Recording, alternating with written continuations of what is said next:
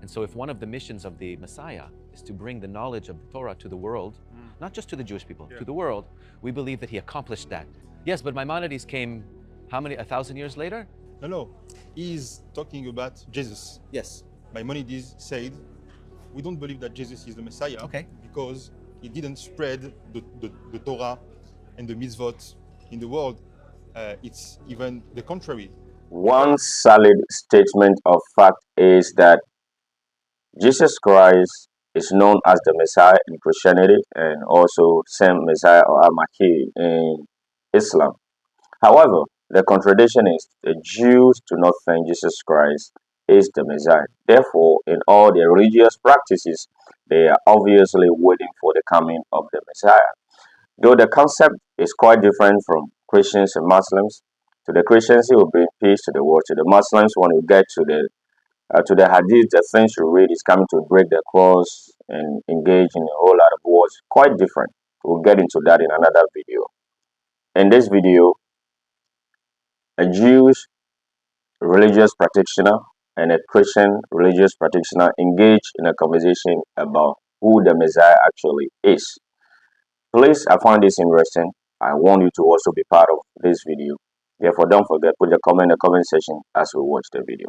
Let's go.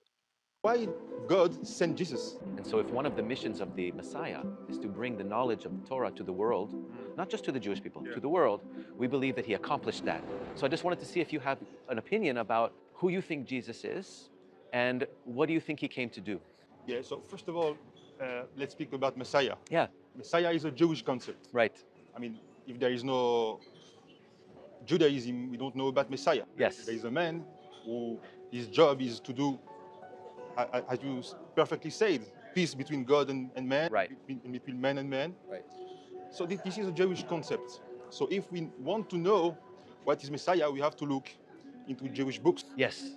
Yes. We look into the Tanakh. Yes. So one of the first things we learn when we go to Jewish school is that we receive the Torah in two formats: the written Torah and the oral Torah.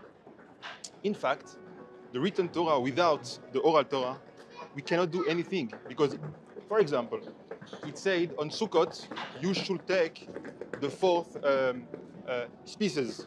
Which species? Maybe I should take a watermelon.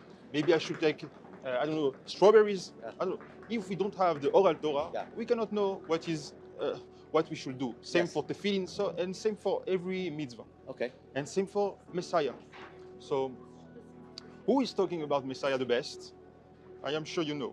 Well, the Jewish people and from the Tanakh. Yeah, but in the oral Torah, the explanation of the written Torah. Rashi? Uh, You tell me. Maimonides. Maimonides, Rambam. Rambam. He has two chapters only about Messiah. Who is Messiah? And in fact, you're absolutely right. Messiah is a man. He's a man, and he will bring peace to the world. That's true. Okay. He will bring peace between God and man. That's true.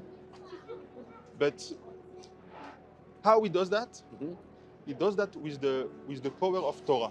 It means he will bring back the Torah to rule in the world. Right. Which means today we are doing Orthodox Jew. We are doing a lot of mitzvot. Yes. We're putting tefillin every day. Yes. By the way, you did today? Not today. Okay. There is a very special place in the 70s. We'll go there. Yes. Okay. Very good. And you'll put tefillin there. I'll be happy to. Yes. And so we do a lot of things. Right. But we don't really feel the stuff. I mean, I put tefillin because it's written. When the Messiah will come, there will be a peace between what we know and what we feel. Okay. Can I comment on that? Yes. Okay. So when Jesus came, him and his followers, mostly his followers, brought the Torah, not the Talmud, the Torah, the Tanakh, the knowledge of the Torah to the Gentiles, to the rest of the world.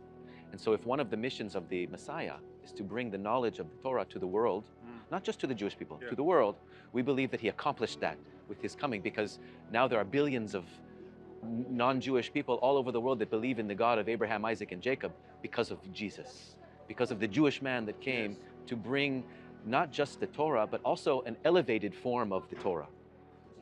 You know, it's amazing because what you said, Maimonides say that. Yes, but Maimonides came how many, 1,000 years later? No, he's talking about Jesus. Yes. Maimonides said, we don't believe that Jesus is the Messiah Okay. because he didn't spread the Torah and the mitzvot in the world. It's even the contrary. Because of the religion of Christianity, there was a lot of blood. Absolutely. And this is a good point. Right, and he's saying, but Maimonides is asking a question, a very good question, is say, but why God sent Jesus? He succeeded it's a big company. Yes. How do you say it? He collected? He launched a big company. Yeah. It's a success. Why did God let him success? Okay. So Maimonides say that. Say, even if we don't believe that Jesus is the Messiah, and same for Muhammad. Yeah. But they spread an idea of one God. Right. And that brings the world closer to the real Messiah. Okay. Now, about Messiah, I believe there is a Messiah. Okay. And a person. And we have another candidate. And that brings me to invite you to go to the 17th of the street. Okay. There is a small shul where the Lubavitcher Rebbe, I'm sure you heard about. Yes, very much. Davened and prayed and taught in the 30s. In the, how do you say? In the 1930s? Yes, in the 1930s. Yes. And for me... Are you Chabad? Yeah, I'm trying to. Okay. For me, this man is perfectly standing in the standard of the Messiah as we can read it in the Rambam. Even though he said he's not. He denied the fact that he's Messiah. Yeah. Yes. And according to the book of Daniel, in Daniel chapter 9, the Messiah is supposed to come and establish his mission before the destruction of the second temple.